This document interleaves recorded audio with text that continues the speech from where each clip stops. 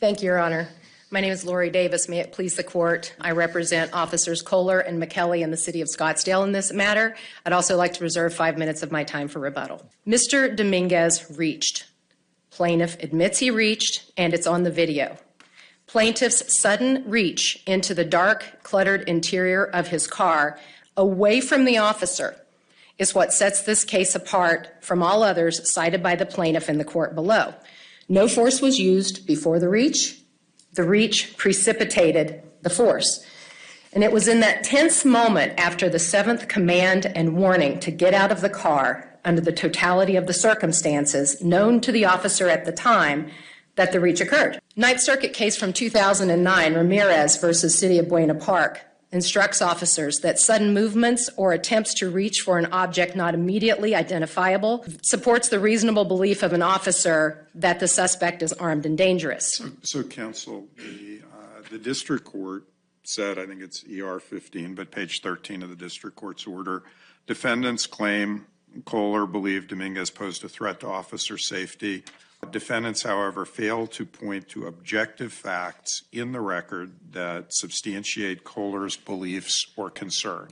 Is it your view that the video, what you've just described as the reach, that's what you rely on for us to determine that the district court just simply as a matter of law got this wrong?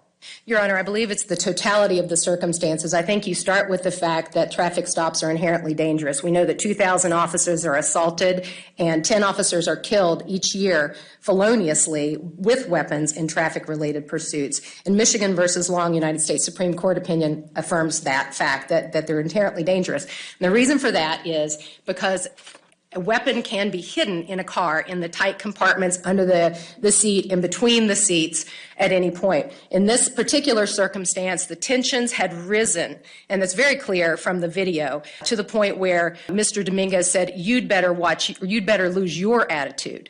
Well, I watched the video, and I've got to say, it's not hard for me to understand how a jury conclude that it was your client who was the instigator, your client who upped the ante, your client who injected that pressure. It was your client that asked the person who had stopped for license and registration, inherently expecting him to be reaching for things. So I'm not so sure the simple fact that at some point he reached for something else, well, that trumps everything else. You're allowed to apply what seemed to be pretty dramatic force, up to and including a body slam, well after there was any risk of somebody reaching into the next seat. So it seems to me basically that your characterization depends upon your acceptance of, or the jury's acceptance of your view of the facts. And if the jury could reasonably conclude to the contrary, how is this a summary judgment? The jury could not reasonably conclude to the contrary. Again, we have a tense situation. I think why not? The primary problem here, Your Honor, is we have admitted facts that establish reasonableness when viewed from the officer's perspective. Well, let's go through the facts. Which facts do you tell us are enough and undisputed to establish reasonableness? The reach itself, and it was a fast... So we got the reach. Okay. Let's check off. What else is there? All right, the fact that he said he's an armed guard, but he doesn't have his gun with him. What reasonable officer is going to believe he doesn't have his gun until he's been patted down? That pursued the security guard angle and kept insisting, how can you be hostile to the police if you're a security guard? There was no suggestion that he was armed, and there was nothing said by the individual that suggested he was looking to impose any risk or danger or threatening the officer in any way. At the point that that force was applied, which is the point the court must look at, that's the point where the threat occurred. I will agree with the court. Stop you there. At the time of the body slam, exactly what threat was being posed? The same threat that was posed before. The threat was not contained until Mr. Dominguez had been out of the car and handcuffed, searched. He had not been searched. The vehicle had not been searched. MIMS allows... Broadly, at the time of the body slam, what was the threat? The threat was he was still struggling with the officer. The officer was in the act. It's a fluent act of the officer getting him out of the vehicle and onto the ground so they can get him in handcuffs. At no point did Mr. Dominguez give the officer any indicia of compliance. He ignored every single comment, every single command by the officer. The officer had absolutely every right to order him out of the car and for him to be out of the car. When you say non-compliant, ignored every command, isn't that looking at the facts in the light most favorable to your client? I mean, we've all watched the video, and it struck me that while nobody in this video is behaving entirely sensibly, in the light most favorable to the driver, it appears that he was trying to comply with giving them identification. He was trying to comply with ratcheting things down. Why should we look at it in the light most favorable to your client in terms of whether he was complying or not complying? Why shouldn't we just look at the video and look at it in the light most favorable to the driver? The Supreme Court requires us to look at, the court to look at the facts, the admitted facts from a reasonable officer's perspective. Right, but that's not the same as in the light most favorable to your client. Your Honor, we have at the point that he is ordered out. He orders Mr. Dominguez out of the vehicle 7 times, and on the 7th time, in the warning, "Get out, or I'm going to rip you out of the car." Isn't he also standing in front of the door, not allowing the driver to get out of the car while he's ordering him out of the car? Judge Desai, I believe that it is I think is a red herring for the point of the use of force. There was no force used. He's ordering him out of the car. Plaintiff is leaning back, much like you or I might do if we drop our cell phone in our car. But what is he leaning back for? Is he leaning back from a reasonable officer's perspective to gain access to something, to gain a weapon? And then when he reaches suddenly back, is the officer not reasonable in perceiving that to be an imminent threat? And that's the point that force is used, regardless of whether he could get out of the car or not. At that point, Mr. Dominguez was a passive resistor until the point that he chose to make that sudden, unexpected reach, which was different from every other fidget or looking for papers. The tensions had risen at that point, and he unexpectedly reached into the dark interior compartment of that car. Oh, it wasn't all that dark because the other officer was the other side shining his flashlight in that direction. There's no evidence, Judge Clifton, that Officer Kohler saw anything that the flashlight was shined upon. And even if it did. I'm not saying what he saw. I'm saying it wasn't all that dark. You're trying to emphasize it's dark, and I'm saying, gee, a flashlight is going through with the officer on the other side. So, again, it seems to me that your argument depends on a certain characterization of the facts, and that's not what we're supposed to be doing here. If the facts are disputed, if there's a genuine issue of material fact, which there appears to be, then summary judgment doesn't appear appropriate. Now, if you want to settle on the uncontested facts, that's fine, but you're not doing that. You're insisting, for example, sudden reach into a dark part of the car, and that is not uncontested.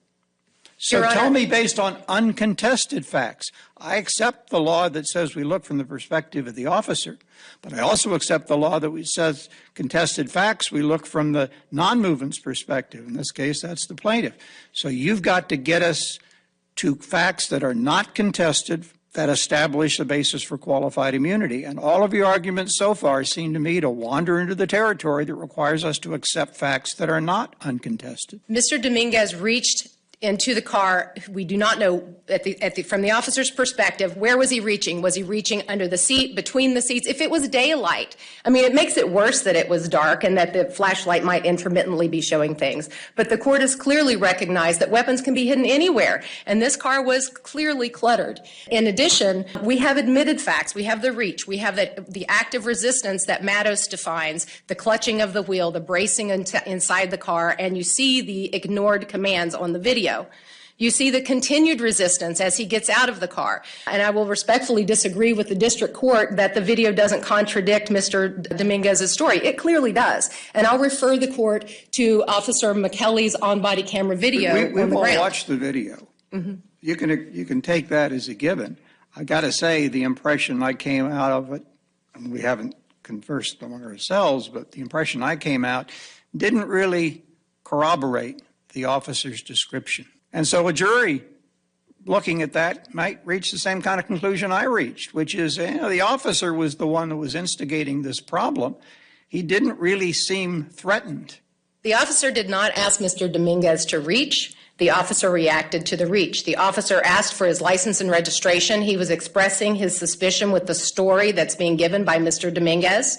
And I think when you look at the moment of the reach, it is whether an objective officer would have reacted to that reach. Would an officer sit back and wait? Mullinex versus Luna tells them that he doesn't have to do that. So, counsel, what the district court found at ER 16 is a reasonable jury could conclude that when taking the totality of the circumstances into account, Kohler unnecessarily created his own sense of urgency, and the potential threat of a weapon without more did not create an immediate danger that justified the use of substantial force. Do you think the district court's determination there was wrong as a matter of law? I do, Your Honor. I do not believe there was substantial force issued. It was hands-on only force. No weapon was used. He had an absolute right to get him out of the car. You see him pulling, you see him pushing. You see in response to the active resistance, which he knows he can't use his taser because Mattos told us he can't use his taser. And so in the face of active resistance. And so he's doing everything he can to get the man out of the car and onto the ground and into handcuffs so that he can safely search him, search the vehicle, and conduct his investigation. Every step of the way, Mr. Dominguez fought him. And every step of the way, the force was proportional to the threat posed by Mr. Dominguez. Reasonableness all the way. And not only that, Your Honor, clearly established. Where's the case? Where's the case that shows him what he should be doing? Where's it on squarely on all fours governing these facts? This was not a passive resistance situation. He reached into the interior of his vehicle away from the officer unexpectedly and suddenly, and Ramirez versus City of Buena Park tells us that that allows him to have a reasonable belief that the suspect is armed and dangerous.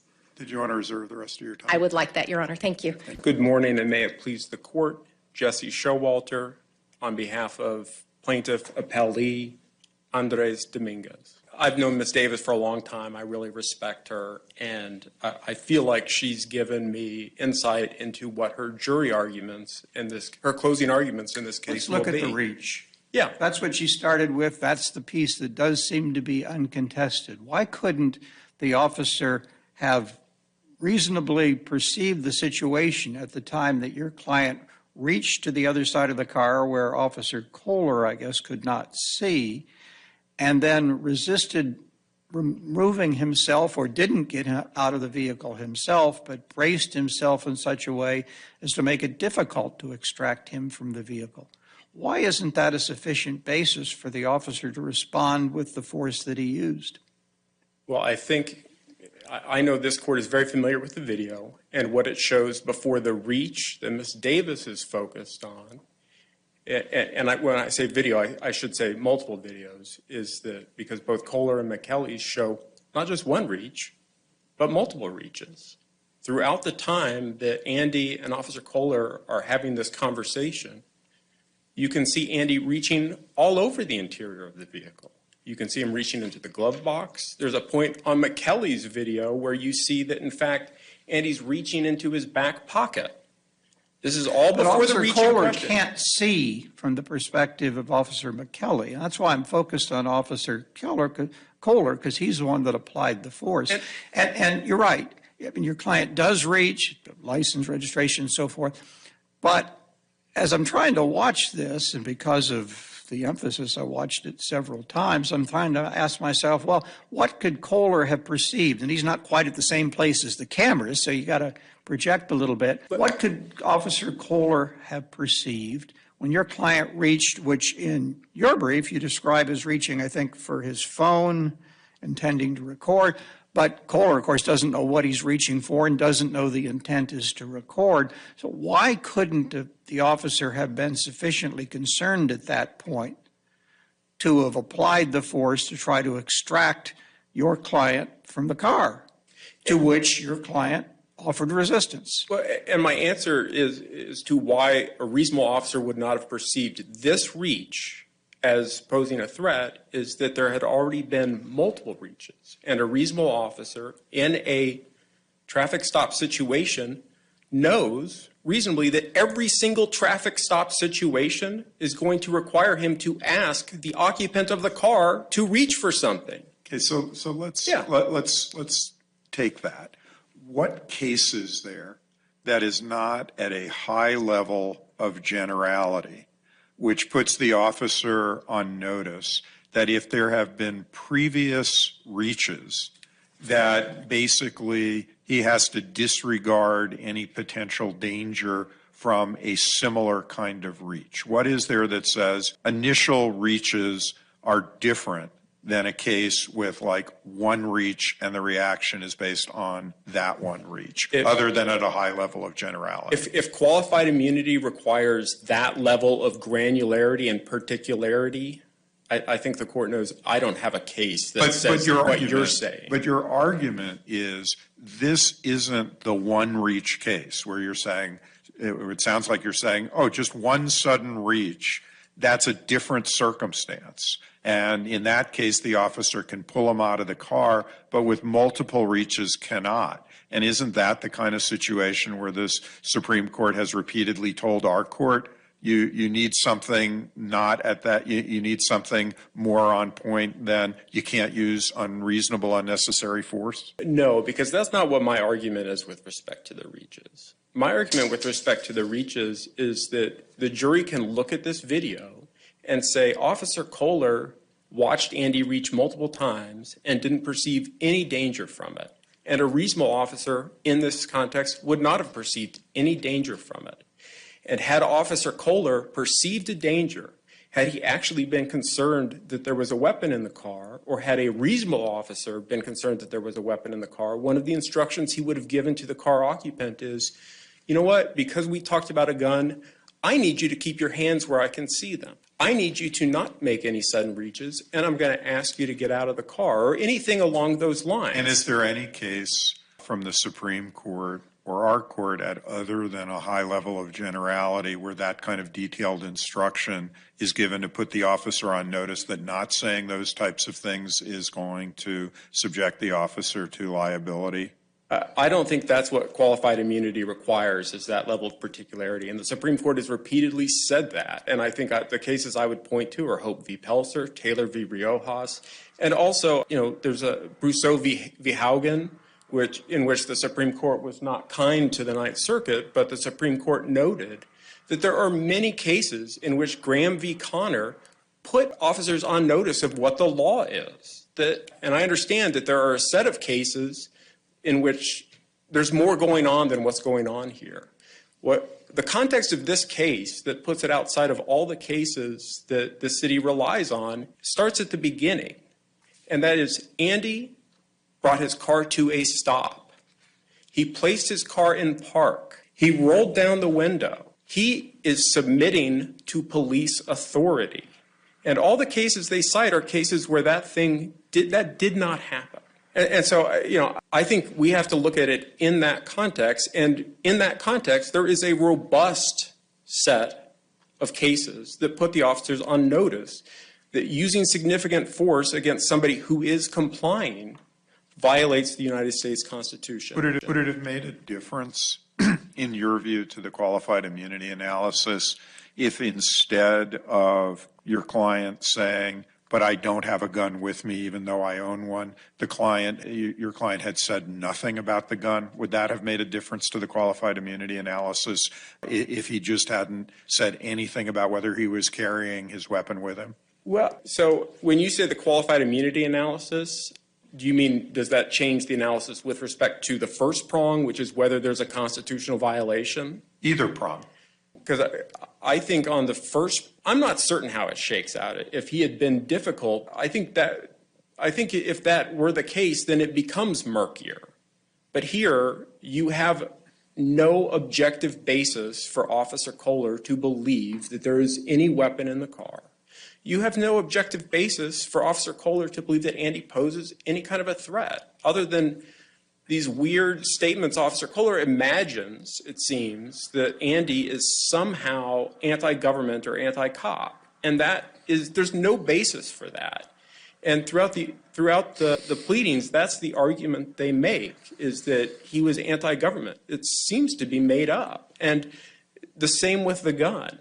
Officers can't imagine a gun where there is not one. Well, officers can reasonably be afraid of the uncertainties of traffic stops, and here, added to this, is the fact that your client admitted he owns a gun. So this is different than just some random motorist who has said nothing about owning a gun or not owning a gun? Isn't that a difference that's relevant? I don't believe it is, because there's, I think, 300, there's more than 300, there's like something like 800 million guns in private hands in the United States of America. And in Arizona, which is a open carry, concealed carry, however you want to carry state, that argument means that they can use force, almost up to deadly force, in any traffic stop if anybody makes any sudden movement. And if that's the law, I mean... Didn't the district court consider this exact fact when it conducted its analysis and cited to Young and Rice and saying that even if the officer believed that the statement that your client had a gun raised some concern about the officer's safety, they still had a responsibility to use alternative, less intrusive means to accomplish their goal, as opposed to moving directly to the excessive force that was used in this case? That's correct. And I think the district court did a really good job of doing that analysis. The district court is very explicit about what it's doing. It did the Scott v. Harris analysis. It looked at the video. It compared the video to the statements that Andy made, and it said Andy's statements about what happened do not clearly contradict this video. And it said a reasonable jury can look at this in the light most favorable to Andy and find that this was a constitutional violation. And so, you know, I think I'm very lucky in this case to have the district court's briefing, you know, on that topic, and it really went through the law and it went through the facts. And there is something else that I wanted to point out because I don't think it's been captured in the briefing.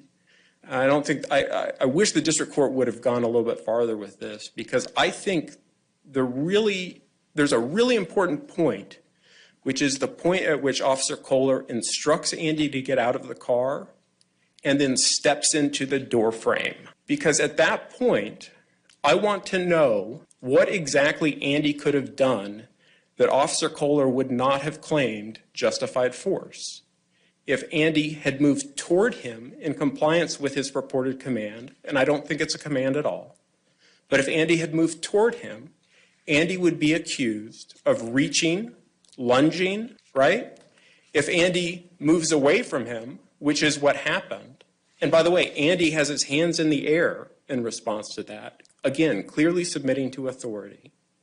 I think a reasonable jury could find there is no passive resistance here. Andy is faced with an angry officer who uses obscenities against him, who repeatedly makes false accusations that he's anti-police. And Andy is in an impossible situation where there's no direction he can move without potentially being accused of a crime. That is and what a reasonable jury can say is Officer Kohler had 7 years of experience, 7 years of doing traffic stops. What he's doing when he steps into that door frame is creating a situation where he can charge the person with resisting arrest no matter what happens. And you can see in that video, and a reasonable jury will see in that video, that Andy knows he's in an impossible situation, and he doesn't know what to do because he's faced with an angry, aggressive officer, and Andy describes him. One of the problems with body camera video, I think, is it doesn't show what the officer looks like. It doesn't show how they are behaving. And I think a reasonable jury can say, this was the video, I think, allows us to say, you know what, these guys were on notice. This isn't even a qualified immunity situation. We can look at this video and say, you know what, maybe a reasonable jury can say, Officer Kohler should not be a police officer. He should not be entitled to qualified immunity. This is the kind of malicious or incompetent action where I think that might apply. I don't think this court needs to find that. I think this court can rely on what the district court. The Supreme Court lets us reach out and say, well, this guy's acting so bad that we're dismissing this whole area of the law. So I'm hearing your jury argument now. You're both practicing for what might have come, but I'm not sure that helps us. I don't think it helps you but I think that the district court's analysis is accurate. The district court's analysis is correct. It identified a robust set of cases which stand for the proposition that failure to immediately and completely comply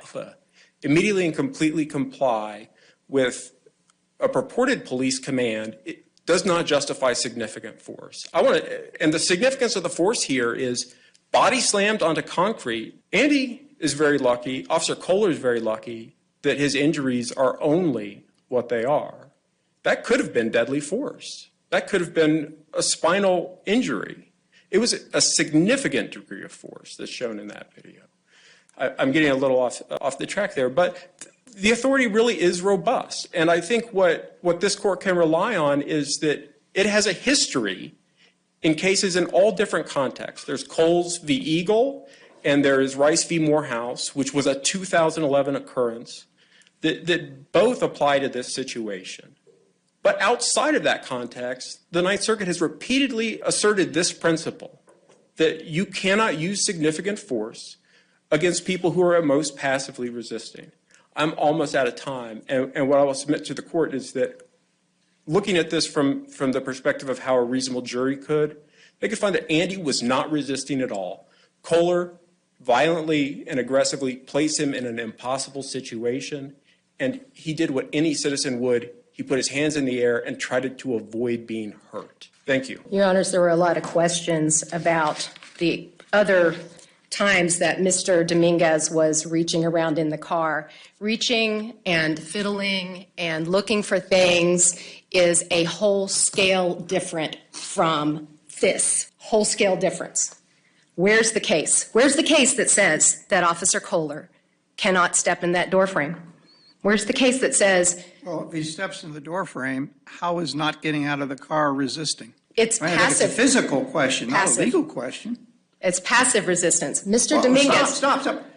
If you cannot open the door to exit, how is not getting out passive resistance? It's not physically possible to exit if the officer is standing in front of the door. That's the argument being made. I don't know if that's true or not. The video doesn't necessarily contradict that. And so I put it to you. He's arguing that jury could say there's no resistance at all because the problem is that your client decided to stand in front of the door.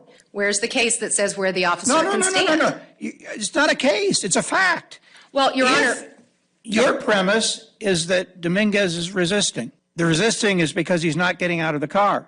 But if he physically can't get out of the car because your client's standing there, where's the resistance?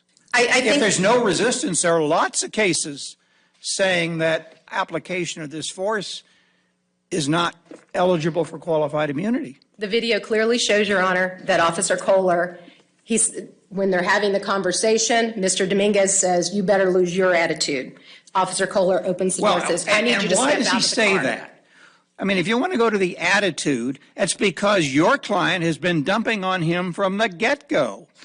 So to say all of this is built upon Mr. Dominguez responding in some fashion to the flame that your client has lit, that's not very persuasive, and it again requires us to accept your version of the facts. So if you tell me that the jury has to reach a certain conclusion because at some point Dominguez says, "You're the one that's showing attitude," okay, that case has to go to trial.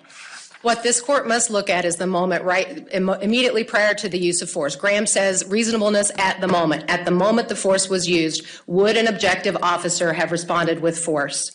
And at the moment force was used, the immediate moment preceding that was the reach.